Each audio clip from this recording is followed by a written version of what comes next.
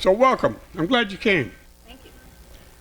We were talking earlier tonight to Karen, our guest speaker. Keri-jo. Get them all in there, okay? Sometimes I forget my own name, so it's not a big deal. And she asked me how long I'd been in the club. So I had to ask Joe. And I've been in the club 3-4 years. I spent 2 years as vice president, okay? Mike's been in the club less than 2 years, and he's vice president, all right? So this is your initiation, how you get into this club, okay? That's what happens when you miss a meeting. And that's what happens when you miss a meeting.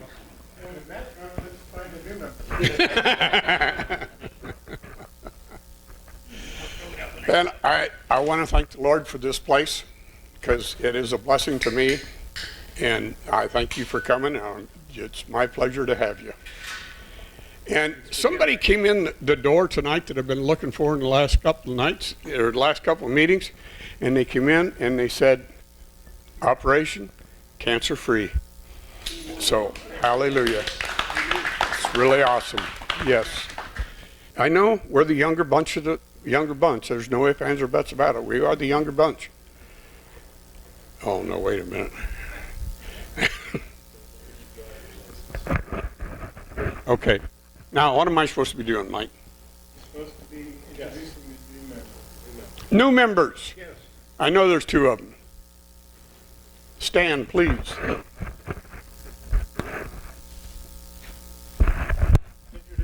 Introduce yourself, please. Hi, my name I'm picking on somebody, all right? is Alan Holmes. I'm new to the area within a year. Relocated from Columbus, Ohio to join my kids down here. Whew.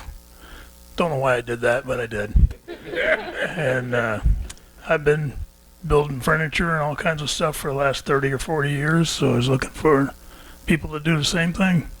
Cool. Glad to have you. Glad to have you.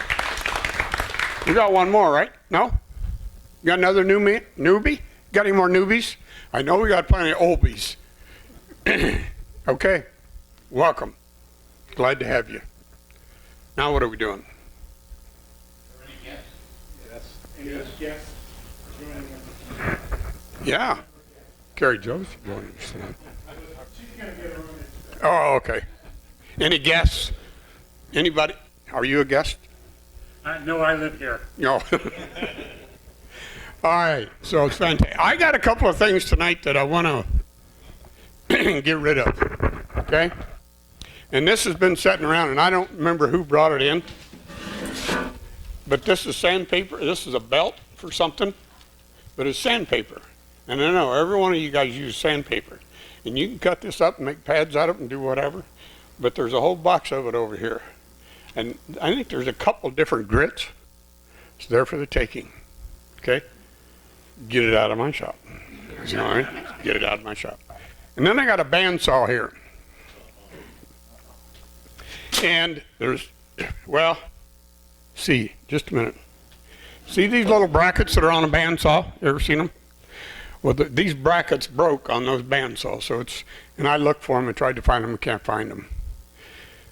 And anybody who's better at searching on the internet than I am might be able to find it. That's a good bandsaw. It's a two horsepower bandsaw. It's got the Deep throat.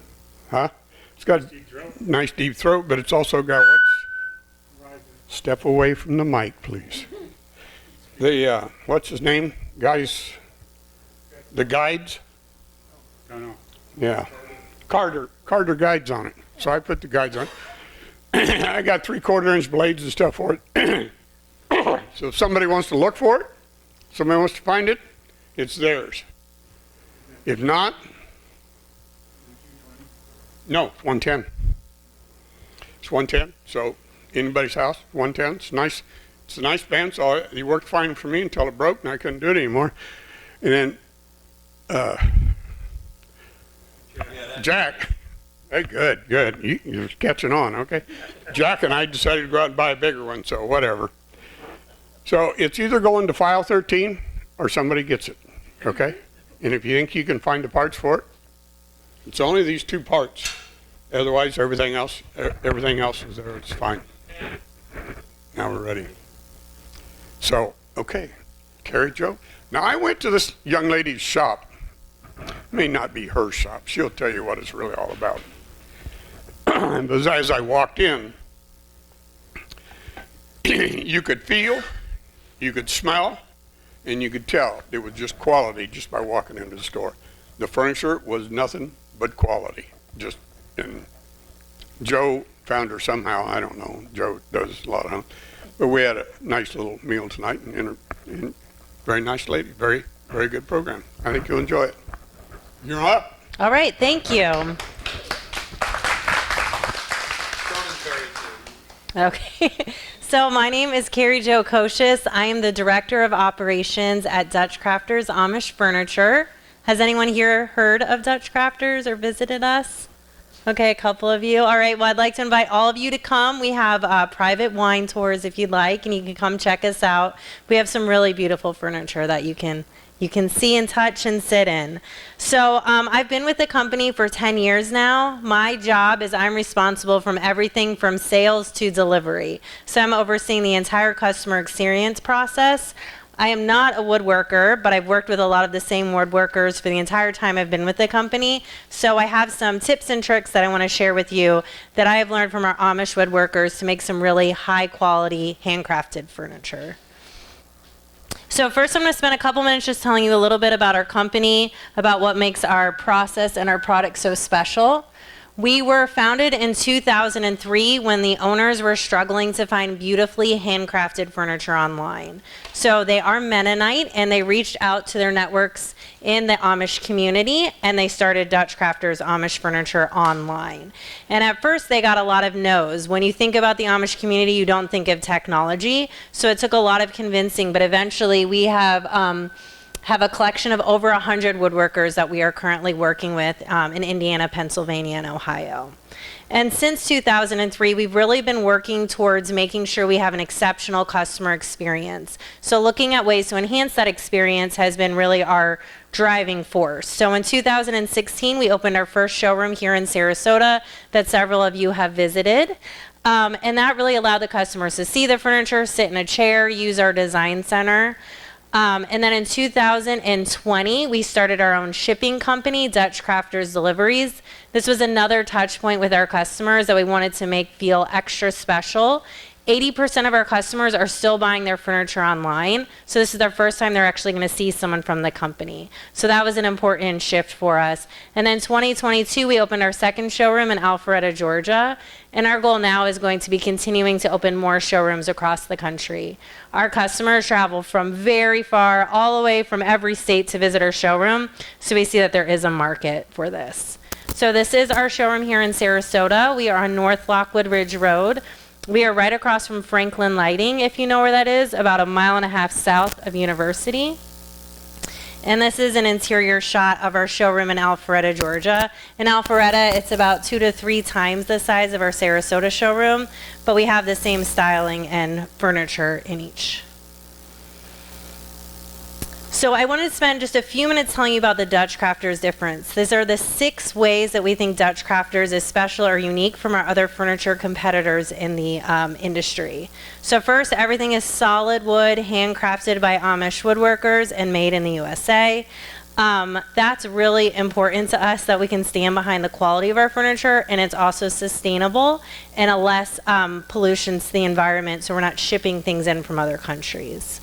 We also have a broad selection. It's all customizable and made to order. We have over 1,000 products on our website, and you can have over 1 billion option combinations. Plus, you can customize beyond that. So everything is customizable, and it's built to order. You come into our showroom, we design it with you, and then we start sourcing the lumber. So you will have, your piece of furniture is not going to be in anyone else's home. And we also have a personalized furniture specialist. So I know you are all woodworkers here, so that might not be intimidating to design your own piece of furniture, but for most people that can be really intimidating. So we have a furniture specialist that helps with that process. And then we offer volume discounts. So if you are with a business, we love our business partners. We have volume discounts to make sure they get a fair price. We have a customer care representative. So once you place the order, we have someone who's going to hold your hand throughout the process, giving you status updates, help you with payment, helping you with shipping options. So we really do have someone help you throughout the entire process. And again, I spoke about our delivery service at the top there. You'll see that's one of our fleet vehicles. Our vehicles don't go to every state in the country. We just don't have enough vehicles yet. So the other delivery drivers are people that have worked with us for years. So we make sure that experience is going to be great no matter who delivers the furniture. So most of you probably know we have a small Amish community in Sarasota. Have you all seen that, Bay Vista area? So I'm often asked, is our furniture built in Sarasota? And it is not built in Sarasota, but we do have a connection with Sarasota. Our furniture is made in Indiana, Pennsylvania, and Ohio, but back in the 1920s, the Amish community started coming to Sarasota for agriculture. Does anyone know where in Sarasota the Amish were coming for agriculture? No, where in Sarasota? So they were using the celery fields. Have you guys heard of that? It's out east on Fruitville, yes. So that's where the Amish were coming. They were growing a lot of vegetables there, and it was really fruitful. They were really, really successful. So in the 1930s, they started coming more and more, and they actually started to change from agriculture to tourism. So right now, the Amish that you're seeing here are just here for vacation. The area called Pinecraft, which is like the Bay Vista area, 100% of those homes are either owned by Amish or Mennonite or rented out to Amish and Mennonite. There's only about 100 Amish people that live here year-round, and about 25% of those homes are populated year-round. But again, it's the tourism. And what's really great is our Amish woodworkers we work with come to Sarasota for their vacations, and they're able to come to our showrooms to do seminars and lectures for the community. These are some of the awards we've won. We really try to make sure that we can win nationwide and local awards. It's important to us to become a part of the communities we're in. My favorite award we just won, Sarasota Magazine gave us Best Contemporary Furniture, which is huge for us because when you think of Amish furniture, you don't typically think of Amish furniture, or you don't think of contemporary Amish furniture, you think of traditional. So I've always talked about Amish furniture is more about the quality and the craftsmanship and not about the style. So winning this award was really important to us to show that we really do have lots of styles offered in our showroom. And then this slide here is the last one about our business. These are some of our business partners we've worked with. We've worked with a number of large organizations like Universal Studios, Google, big ballpark. So this is an image of the baseball stadium in Lakeland. And I have this picture on here. I'm talking about wood furniture today, but we also do outdoor furniture, and we use poly lumber for that. It's some recycled milk jugs.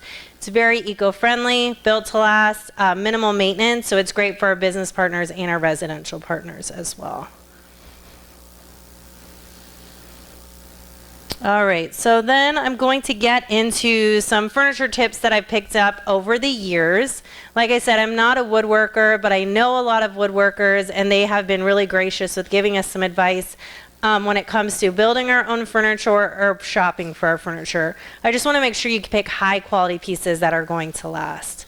So some of the topics I'm going to cover are wood species, styles, joinery, extensions and slides for dining tables, steam bending, where our woodworkers get their inspiration, finishing, glue ups, and seasonal wood movement.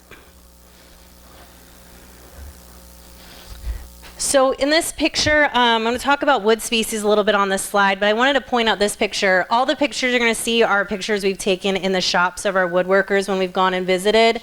But this picture is unique in that we have a woman woodworker in the image. The women, when you see them in the wood shops, are going to be typically under 18 or 16 years old. And that is because once they get married, they're no longer able to work in the wood shops any longer. So that's why you see a young woman here. Once they get married, they are going out and having babies and taking care of the house. And the women have very specific jobs in the wood shop. So they're going to be doing very, very detailed work, hand sanding. They're going to do some light assembly and inspections. In this picture, I believe she's putting together a door box or a door frame. But yeah, so it's very specific work for the women in the wood shops. Here are some of the wood species we work with. We work with more than this, but these are probably the typical, most common species. They're all North American lumbers. Our standard woods are oak and brown maple, and then we have some of the premium woods like hickory, walnut, quarter sawn, which is just the oak at an angle and cut to get a different grain pattern.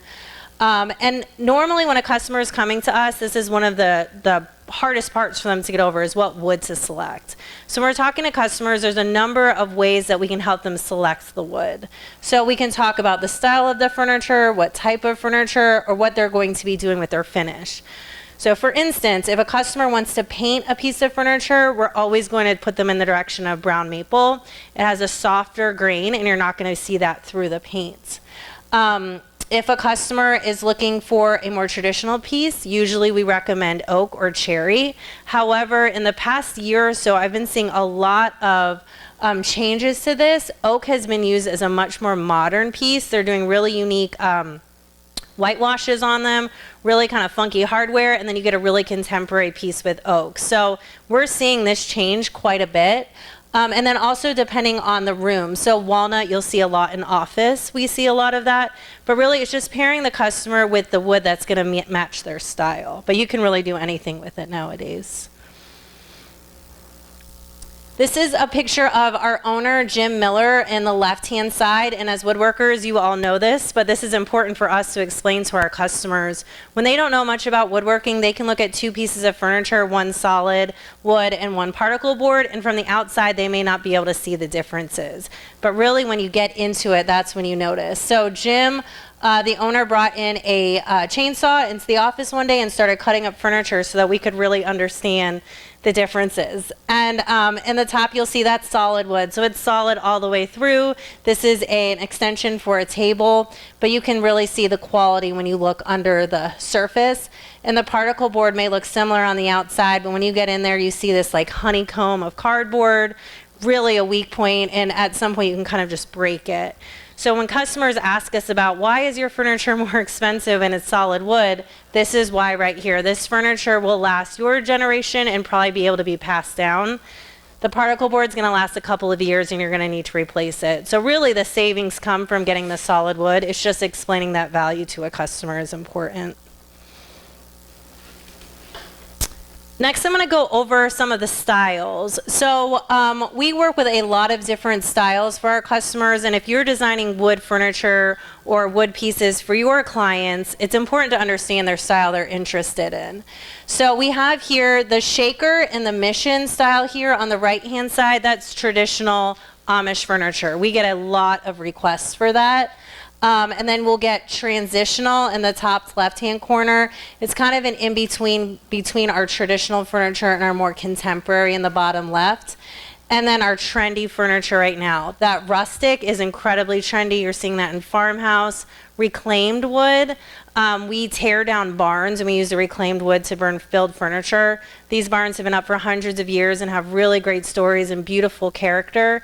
Unfortunately, we are running out of barns, so we're starting to see more simulated reclaimed wood. But that's a big one right now. And mid-century modern is incredibly popular, especially in Sarasota, and you can kind of tell with their legs are a really prominent feature of mid-century. And I have some pictures here of some room scenes of the different styles that we represent. So mission, you always see the slats with the mission with the occasional tables and the sofas. The shaker style is more of a minimalist kind of look. There's not a lot of extra decor. It's really simplistic. Transitional is that in-between look. And you'll see transitional elements in a piece of furniture. It may have some contemporary and traditional elements, or sometimes we're seeing a contemporary and a traditional piece together, so it gets kind of an eclectic look for a room. Rustic, this is what I was talking about, the reclaimed wood, or we see a lot of hand planed wood features, and it's really chunky and has a cabin feel. Mid-century, again, has that really prominent leg. It has Scandinavian features, really low profile. And then the contemporary. And contemporary really looks, I mean, it can look like anything. This is just one room scene that I selected. So it's important when we're building our furniture for our customer to know their style and their wood species before we start. Joinery is another feature that is really, really important when you're picking out high quality wood or building high quality wood. These joints, mortise and tenon and dovetail, were not invented by the Amish woodworkers. These are ancient techniques, as you all know, but they've really been adopted by them, and it's something that we see on almost every piece of furniture. So the mortise and tenon is a really, really strong point in the furniture. Your furniture is not going to break at a mortise and tenon. The wood is going through the wood. This is as opposed to like a butt joint or a miter joint where the woods are just going right up next to each other. This is a much stronger design. And you'll see in this bottom right corner, they actually use the mortise and tenon as a design feature. As you'll see in this recliner, you can see it. It's not just a hidden joint. And then the dovetail. Every drawer that we sell, when you open, you're going to see the little bird tails in the joint. And that's another really, really strong part for our drawer boxes. Next are our tables. So when a customer is shopping for a table for us, when you're building a table for someone, the first thing we always ask is how many people are going to be sitting here. And you may have a customer who comes in and says, I'm a family of 4, but I have extended family come for holidays and we'll be up to 10 people.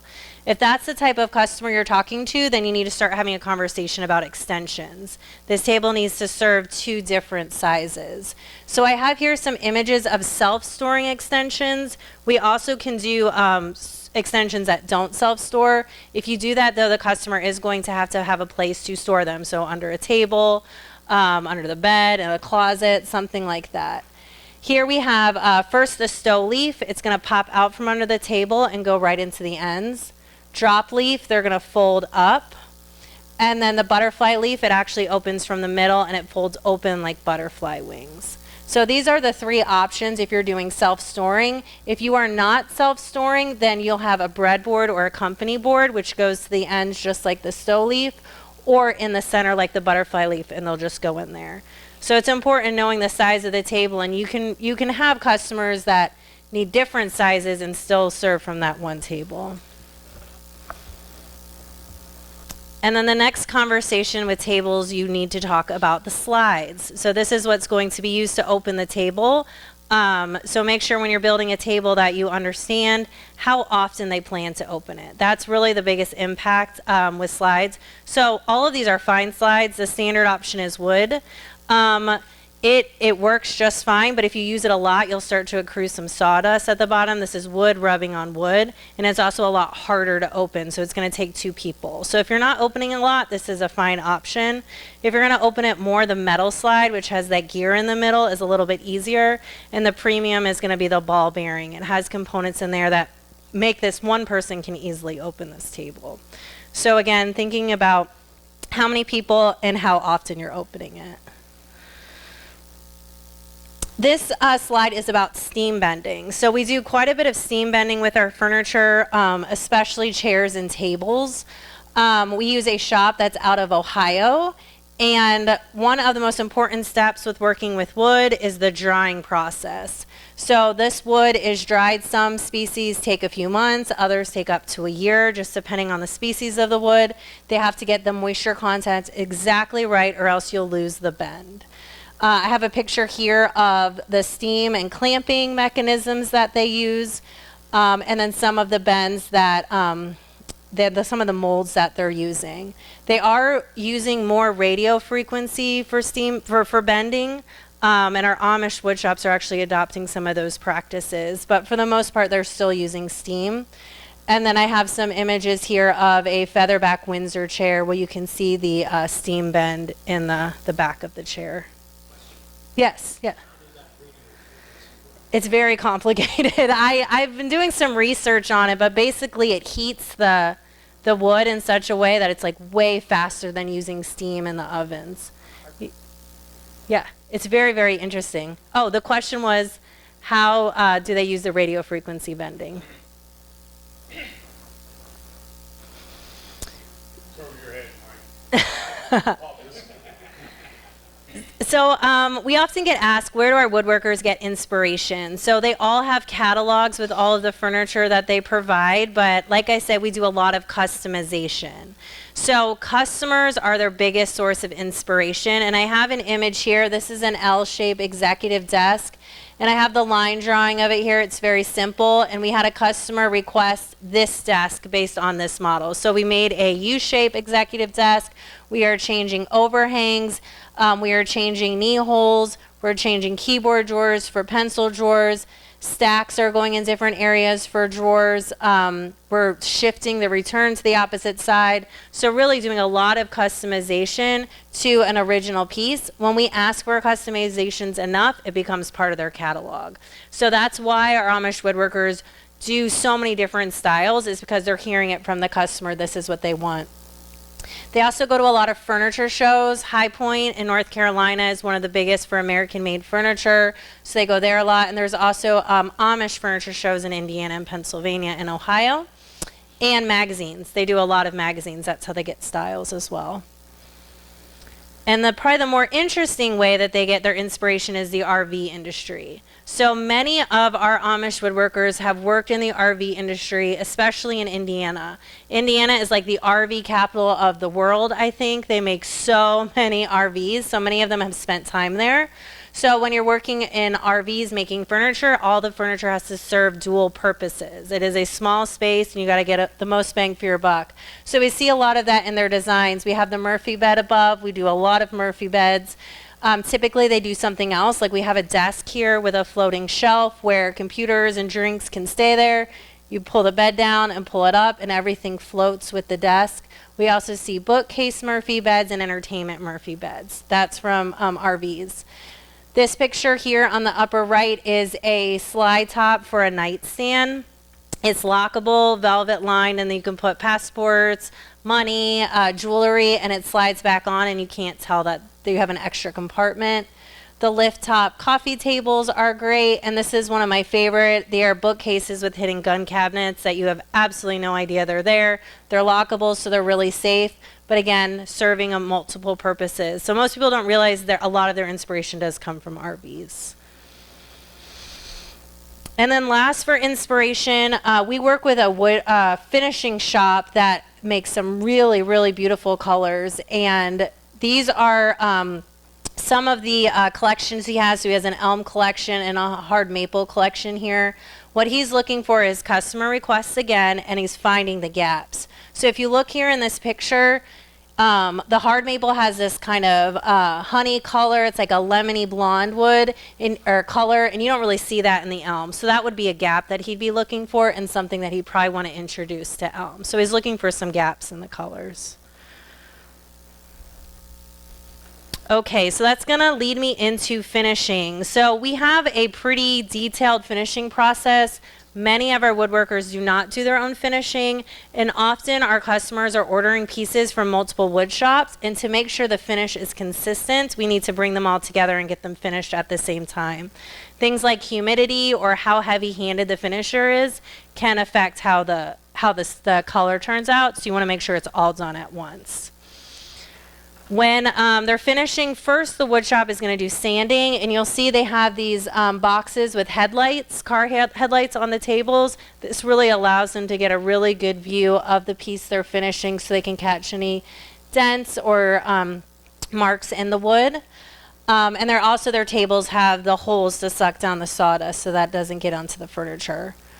I'm told the most important part is this step, the shrink wrapping. And the shrink wrapping is used because it's going to protect the furniture from any sort of dust that's going to get into it, but also from moisture. So if a snowflake or a raindrop gets on that unfinished wood, it's going to take the finish very differently. It raises the grain, and then you're going to have a spot on that furniture that is not matching the rest. So it's really, really important that it is protected every step of the way.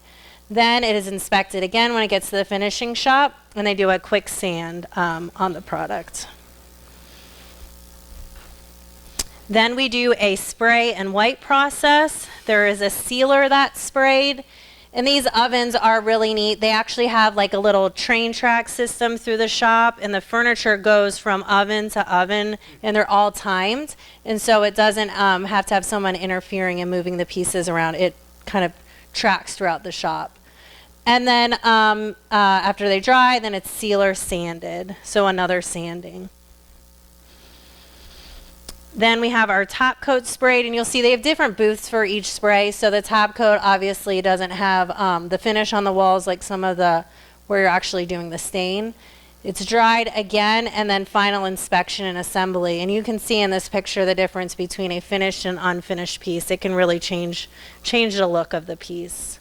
And this here was finished by one of our finishing shops.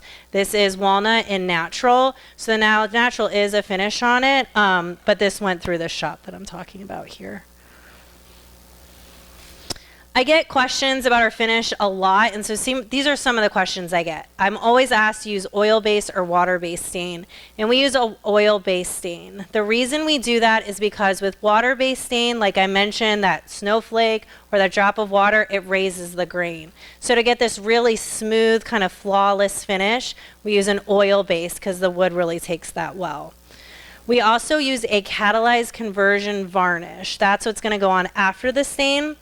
The catalyzed conversion varnish is two parts. It's a liquid and a hardener. They are not mixed together until it's getting sprayed directly on the piece. The hardener, though, it hardens, but it doesn't harden like as hard as a rock because it has to allow for some movement. As we know, there's seasonal wood movement with furniture, and I'll get to that in a minute. But if it's really, really hard, when that wood moves, you're going to crack your finish. So it's really important that that hardener still allows for a little bit of movement.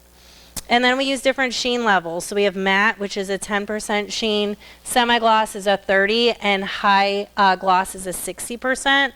The only sheen we recommend is the semi-gloss. Matte tends to leave a lot of fingerprints, and high gloss, any scratch you get, because of the way the light reflects, you're going to see absolutely every single scratch.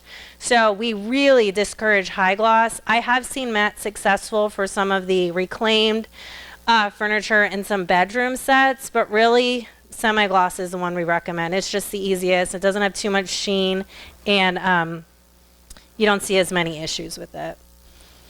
Distressing is another thing that our finishing shops do for us. Distressing is really just creating signs of wear, but being very intentional about it. We offer a lot of different finishing distressing packages. Here are some of the techniques that we use. There's quite a few different techniques based on what you want the look to look like. So in this top picture here, we have some eased edges and wear points. And these two down below are going to have the rubbed paint finish or rubbed through. And you'll see in these pictures, I selected these so you can see where the distressing is. So on this pantry here, you'll see right at the feet. That's supposed to look like grandma's been mopping around the piece of furniture for like 50 years, and that's kind of distressed it. The chair on the tops here is where you would grab it and you're sliding it in and out. So they're very intentional. They're just not making it look old and used. They're making it look like someone actually loved it and it's been a part of their family for a while. The tools they're using, honestly, it's whatever they find in their garage or barn that can really dent up the wood. So we see chains, horseshoe rasps, stones, orbital sanders, nail punch, whatever they can get their hands on to make that wood look older. Glue ups are another important part of the process. I always found it very interesting the way they do this. They're not using a lot of powered tools in the shop. Some of the larger ones will, but these are usually just like hydraulic or hand operated. In the top picture, you'll see the gentleman is pouring glue into a vat. They roll the piece of wood, the plank, over a roller to distribute the glue, and then they set it up into the equipment for it to be compressed. One time around, they're going to pop it out and it's going to be glued up, and it's going to be used as a table top or a chair seat or something like that. All right, I mentioned seasonal wood movement earlier. This is the enemy of Amish furniture and any wood furniture, honestly. The drying that happens before the furniture is built is the biggest way that you can help prevent this. And we usually don't have problems there. It's when it gets into the customer's home that we have problems. So in the top two pictures, you'll see that we have tables with cracks, and then this down below is a headboard. Customers don't realize that wood is a living thing and it's going to continue to move. So we have to be really, really careful that we communicate that properly with the customer. Their humidity controls have a lot to do with it. Just AC basically is enough when it's drier out. It's going to put some moisture in the air. But if they're in a hot, dry climate and they leave the windows open all season, it's going to affect the furniture. So this happens when it's expanding and contracting for me in hot and cold and dry and humid environments, and then you'll start to see the cracking. So we do have some ways to get around this in other types of furniture. So we hardly ever see cracking in drawer boxes or bookcases, and that's because we introduce same species plywood. That allows the wood to move without actually cracking, but that's a lot harder with something like a table where it's just a solid piece of wood. So doing things like I mentioned with the finishing techniques helps us prevent it a little bit. All right, and that's it. Any questions? Yes. So when you're moving furniture from Indiana, Pennsylvania, Ohio to Florida, you have to let it sit somewhere for a while to accumulate or acclimate? So the question is, when we're moving furniture from Indiana, Pennsylvania, and Ohio, do we have to let it sit a while to acclimate before taking it? So you're talking about for seasonal wood movement? Not really.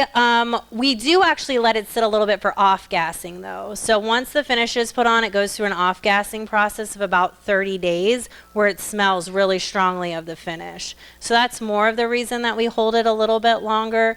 But typically the drying process that they're using and the finishing process makes it so that it's not going to expand and contract. And all of our storage facilities are climate controlled. So they're not really going to big extremes as long as they stay within those types of climates. Any other questions? Yes.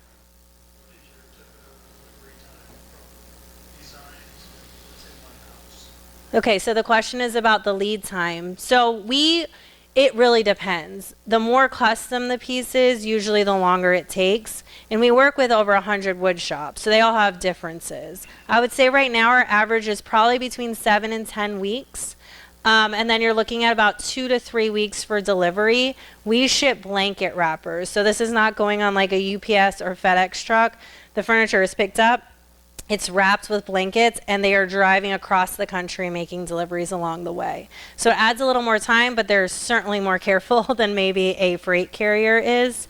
But if there's something very, very custom, it can take up to 4 months. It really just depends on, really the customization is the biggest piece. Yes? What kind of maintenance is required to keep the piece looking its best?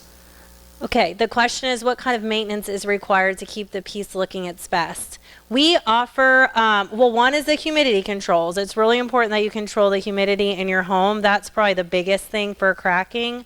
But we also recommend, we don't use a lot of furniture polishes with like a silicone or anything like that. It kind of will accumulate and get kind of gummy, I guess, over time. So we do sell some products that are a little bit lighter that we recommend that you spray on the products for some minimal maintenance, but it doesn't really take that much. Also, another thing that's important, the catalyzed conversion varnish is helpful. Sorry. I don't know whose phone this is, but I just turned your phone off. Catalyzed conversion varnish is helpful for preventing water rings on the furniture, but you don't want to put a hot pizza box on a table or leave a cup that has condensation on it for hours and hours and things like that. You'll start to get water rings. However, that's primarily in that curing 30 days off-gassing period. Usually after that, it's a little more protected. But it's not a lot of maintenance to take care of it. Yes? What is your finish, lacquer or? So the question is, what is our finish? We use an oil-based stain, and the catalyzed conversion varnish is what we use. So we don't use a lacquer.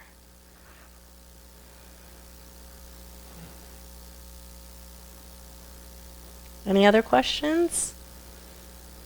All right, well, thank you.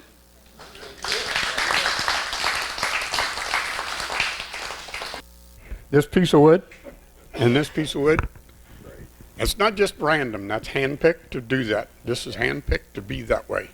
When they build something custom, and when these guys do this, when they flip a board, they look at the board, they look at how they want something to match up. It's not an accident.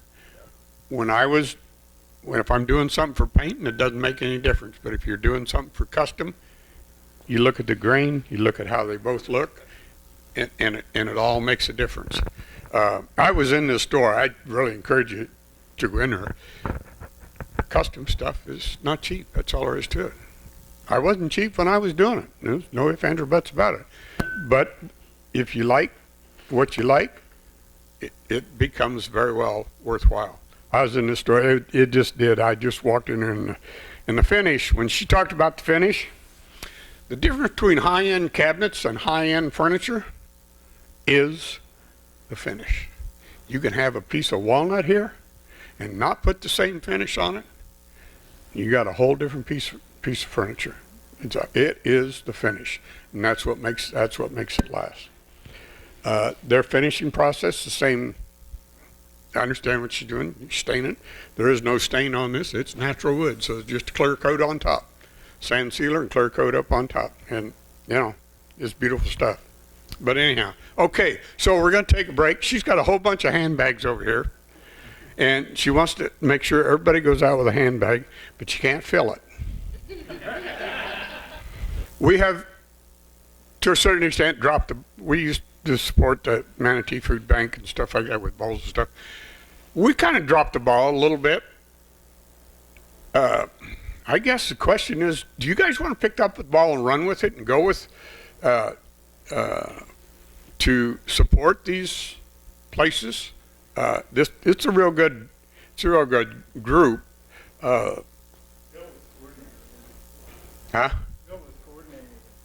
Yeah. It has. I've been to one of their things, and they had little pottery bowls, and the whole thing is for charity, food for people, and that's what it's all about. But when we make something and give it to them, it's a fundraiser for them. So if you want to get involved in it, and we just haven't pushed it much, I realize that. I'm going to blame Mike. Well, I'm here. Next week I'll blame Alvin. Okay? So, yes. Does not have to be a bowl. No, it doesn't have to be no, it can be a square bowl or one that you make on a jigsaw, you know what I mean? Yeah. It could be all kind. It doesn't make any difference what. It could be a cutting board. Yeah. And I got one complaint. Somebody went to a complaint up in Tampa and learned how to make a cutting board and never came in and shared it with us. Not at all. Mr. Blair? Shucks. I chewed you out and you brought it. Wow. Okay. All right.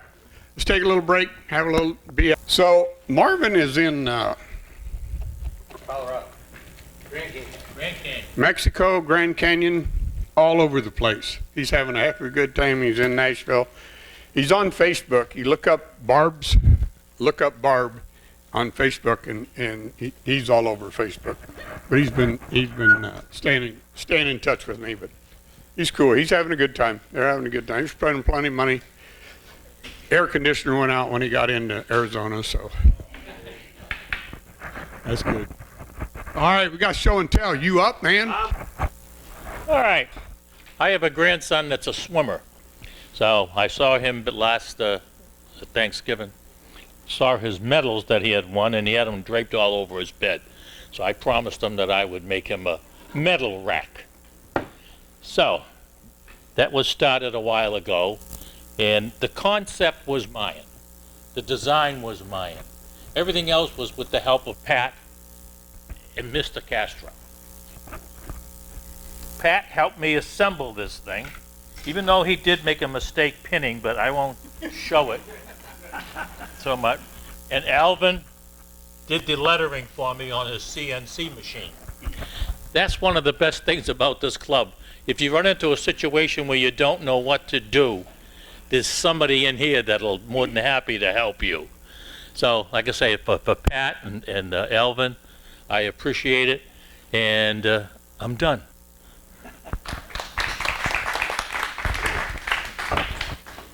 You got it? Yeah, I got it. All right. Hey, Joe, what kind of wood? That is cherry. Sure. I took that off my rack of getting rid of a lot of the woods, and that was just like 4 small pieces, but I was able to volley it together. Looks nice. Very nice. Now I have to go leave. You gonna leave us now, Joe? I have to leave. You have a Thank nice you. night. Drive Good night, carefully, Joe. Thanks for coming, Joe. Thanks for going. Terry? All right, Cat, nice to see you again. Which one's yours, Terry?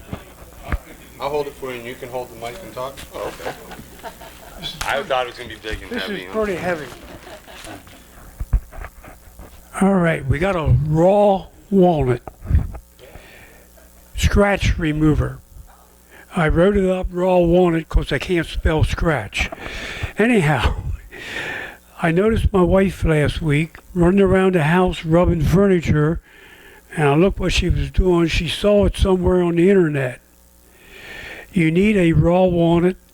The fresher, the better. The oil in it helps. Very, very mild abrasive. Works fine on small scratches. I tried it on a few things I found out in my garage because she did everything in the house. But after you're done with the scratches, why then you can eat it.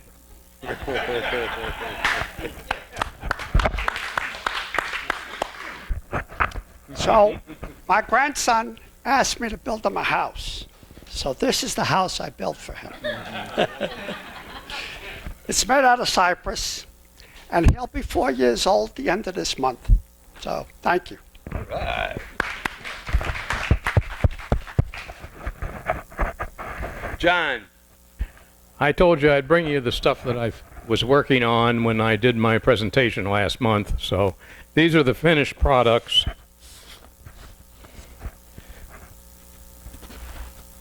Let's see, can you? Yeah. Unfortunately, it's not anchored, but Here, let me hold it for you. Okay. Right in front of the camera. yeah. See if we can get it. I realize that's not a cardinal red, but I've already been informed about that. So it's wood dye that I used on it. I thought that'd work better than trying to paint something on there because of the taking it apart and stuff. So anyway, Very nice. you got it? Okay. Yes, it's a puzzle. Yeah, I was working on it. First one I've ever done, so it was kind of fun. Yeah, let's see. Here, let me hold it. We'll get this together.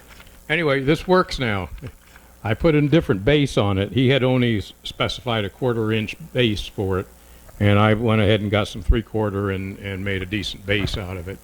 And then I reworked some of the gears, and so now it works very well. It's the one you Both brought. way. It wasn't. Right, it was falling all apart. Yeah, it had fallen all apart, Very so nice. That works good. I got it all taken care of now. So that's that one.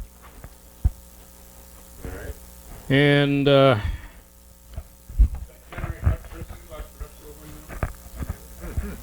no.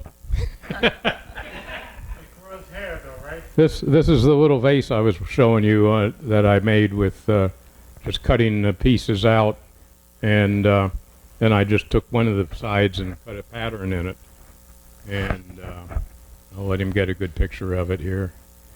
And so I just finished it with some spray crystal stuff that I use. Back a little. That's good. All right. Okay.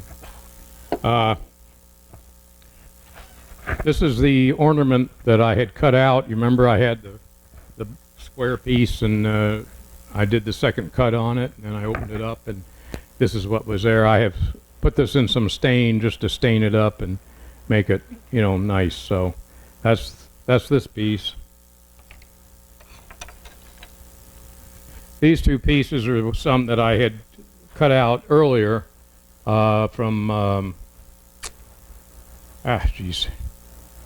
Anyway, I just did some staining on these also, and it really popped them up and it made them look nice. So these are Christmas ornaments that you can hang on your tree.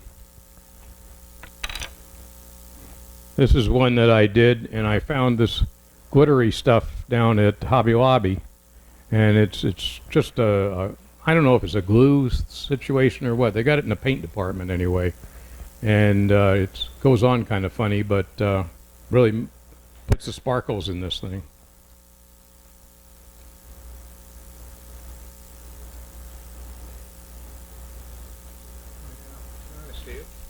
Yeah, you got it now? Yep.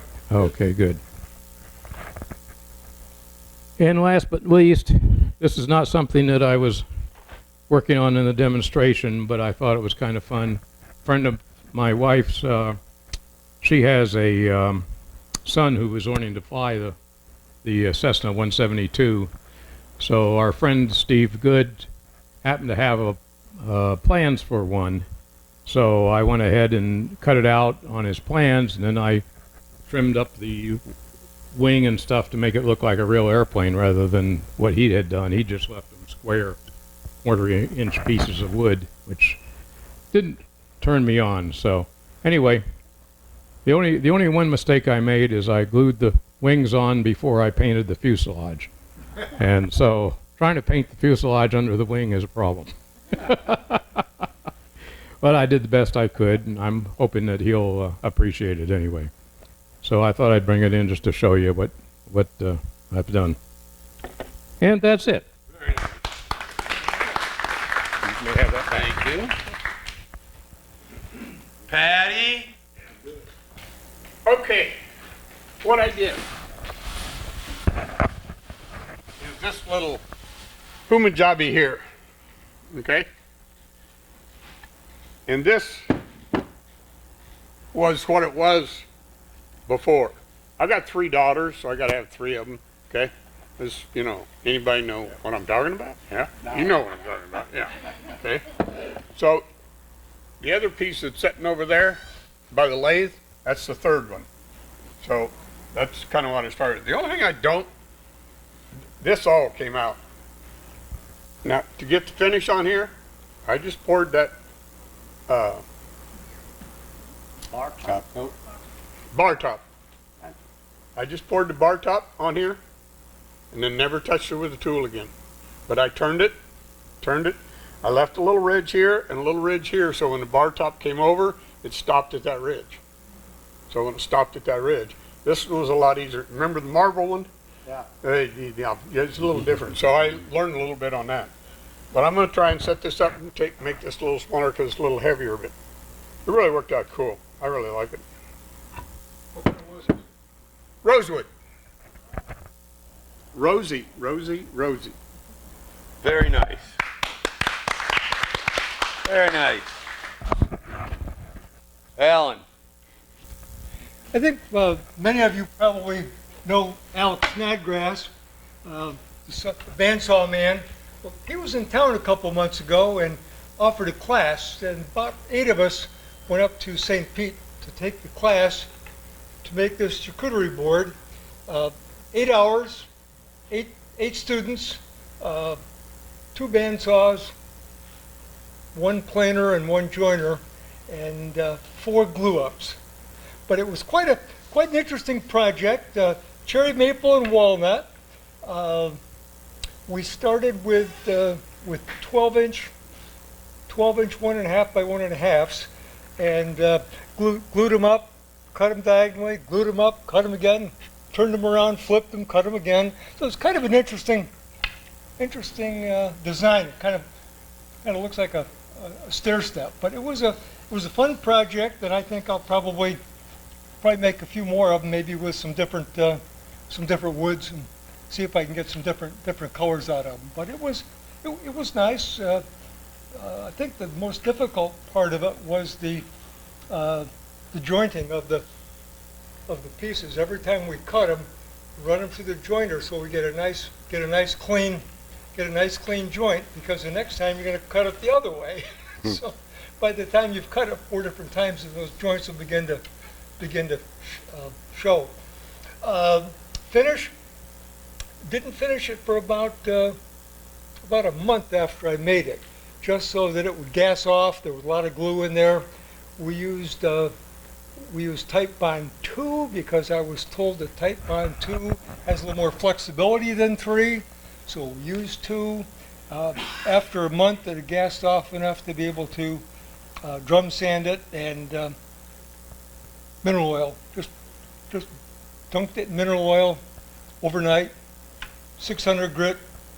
That's it. Nice, very nice. That's all bandsaw. Just all done with a bandsaw and a planer and a joiner. Alex Snodgrass is kind of an interesting character. You know, he's kind of the bandsaw guru, and in his home shop, doesn't own a table saw. He has 4 different bandsaws set up for different purposes. Never uses a table saw for anything. Wow. And we did some resawing, almost veneer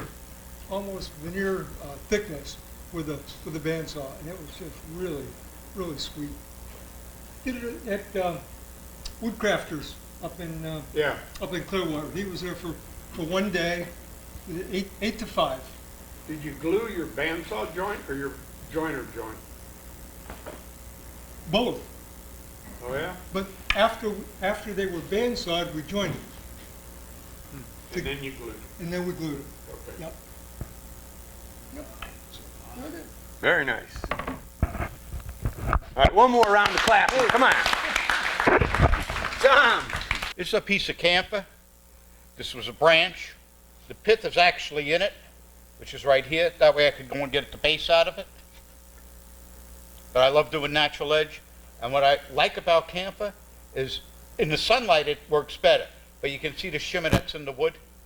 That's in the wood itself. That's not anything I did to it. Okay, and of course the finish on this is the Howard's Butcher Block conditioner. The conditioner. Conditioner. It's conditioned. To do them right the first time? Yep. All right. All right, that does it for show and tell. Okay, so now we have Mr. Mike. And Mr. Mike. Mike and Mike. And Mike and Mike. No, you're not including With that. the mic. Why don't you do? Alvin's not doing anything. You can do it. No. I'm gonna get the ball.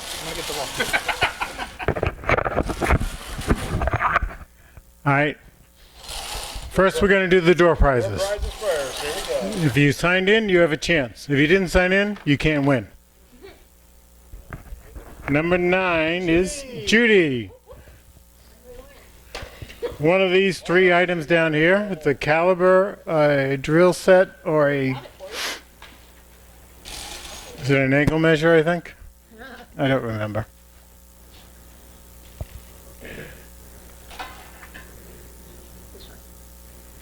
Okay. Number 21. My brother. Tommy. I got one of them, so I'll take this. Okay. You gotta be a dentist, don't you?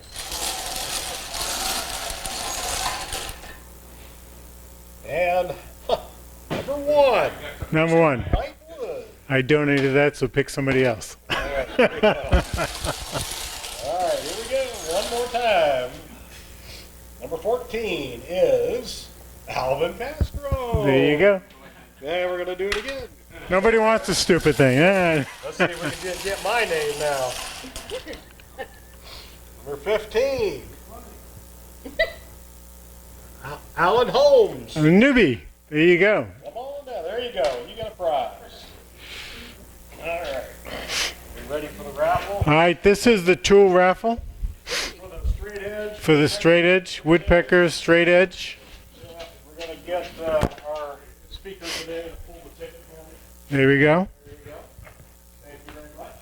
Look at your number. The number is last 4, 7880, 7880. You won again. Very close. Anybody else? There you go. Is there anybody else? 7880. You got it. The 50-50 raffle is $240. If you win the raffle, you can give it to me if you want. I'm okay with that. Again, there's 6 tickets up here, one of which is the ace of clubs. The 5 of clubs, which is a $5, has already been won. And the 10 of clubs, which is a $10, has already been won. So we have somebody. How about you? Okay. Judy, pick it. That one? Just one. Just two. And the winner is Larry. Do you want to donate the money to the club? We'll let you. Yeah, exactly. So with that, it goes back to 0 the next time. So all these tickets get thrown away. Yeah. Oh, that's right. You didn't win. I'm sorry. You didn't draw the card. Wow, I'm so confused. Can somebody else do this next time? Larry's honest. 6 of clubs. You didn't win. Shit. Yeah, really. You should have. Money. You could have taken me to dinner. There it is. One off. There you go. I'm sorry. I get that wrong, people. That's it for tonight. We got to thank our guest speaker. She did an awesome job. Got to go see her store. It really is some quality stuff. Appreciate it. And if you want a name badge, I can't believe Alvin didn't know my name. He knew everybody else's name, but he didn't know mine. You know, I just don't get it, but whatever. You got to put your name on the piece of paper or else you don't get a badge. Okay. Oh, one thing I used to have a commercial shop here, so salesmen drop in every now and then. So I got a new one out of Tampa, and he competes with, there you go, Advantage. And he's got the mahoganies, he's got the Ipe, and he's got a few other things that they got. So, you know, if you want to put the order, the only way you can order from him is through me, because they won't come to a household. They'll do here, but we can do an order. We can pick it up here. He's got a $300 minimum, so it's just a thing, okay? It's just a thing. Plywood. What's the name of the company? Associated Hardwoods. TH. I didn't know them either. Hey, push the sandpaper. They've been in business in Tampa forever. They just branching out with new sales rep. Okay. He just walked in the door. That's all I got. Anybody else got anything? Got any good jokes? Any? Oh, Alvin, you. Oh no. Okay. Thank you for coming. Sandpaper. Push the sandpaper. Sandpaper, table saw, bandsaw, somebody. Bandsaw, no table saws.